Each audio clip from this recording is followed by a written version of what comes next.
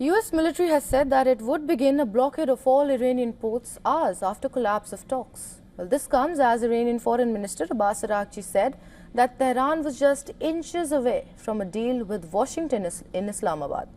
Well, the US Central Command announced that the blockade will be enforced impartially against vessels of all nations entering or departing Iranian ports and coastal areas, including all Iranian ports on the Arabian Gulf and the Gulf of Oman. The statement said that the restrictions will come into effect at 10 a.m. Eastern Time. The US Central Command clarified that it would not impede vessels transiting the Strait of Hormuz to and from non-Iranian ports, and that further instructions for mariners would be forthcoming. Iran's Revolutionary Guards have declared that they are in full control of traffic through Hormuz and warned that they would trap any challenger in a deadly vortex. The announcement came despite a ceasefire in place that is aimed at pausing the 6-week war until April 22, with tensions centered on whether the US can force Iran to reopen the strategic Strait of Hormuz, another of its key demands in the stalled negotiations.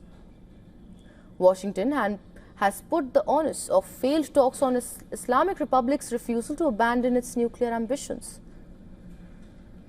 Upon Trump's arrival at Joint Base Andrews, he suggested that Iran is in very bad shape and is desperate, adding that Iran will not have a nuclear weapon.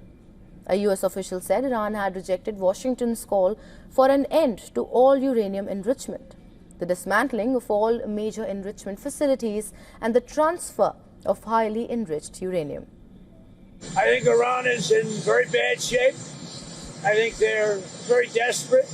We had a meeting that lasted 21 hours. We understand the situation better than anybody, and Iran's in very bad shape. Iran will not have a nuclear weapon. We'll not have. There is no way that they're going to get. They still want it, and they made that clear the other night. Iran will not have a nuclear weapon. Iran's Parliament Speaker Mohammad Baghir Ghalibaf, who led Tehran's delegation in Pakistan, said on returning home that the country would not bow to any threats from Washington, while Navy Chief Shahram Irani called Trump's blockade threat ridiculous. Meanwhile, Iranian Foreign Minister Abbas Araghchi said that Iran engaged with US in good faith to end the war, but encountered maximalism, shifting goalposts and blockade. On the other hand, US Vice President J.D. Vance arrived back in the United States after leading the US delegation in marathon talks with Iran. Earlier, US had said that no member of US delegation remained in Pakistan after two sides also failed to reach agreement and expressed pessimism.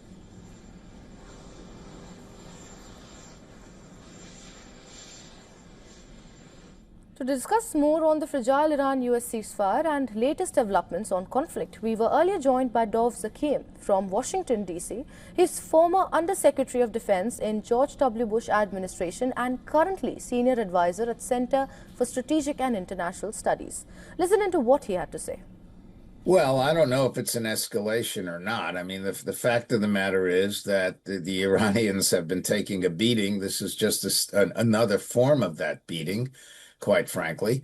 And the Iranians want the United States essentially to agree to their 10-point plan, which would have allowed them to continue their missile program, to continue their support of proxies, to continue their nuclear development program, essentially, and to get money from the United States. And so essentially what the Iranians were asking for was a maximalist position that essentially rejected everything the United States wanted. Mr. Trump has adopted his own maximalist position.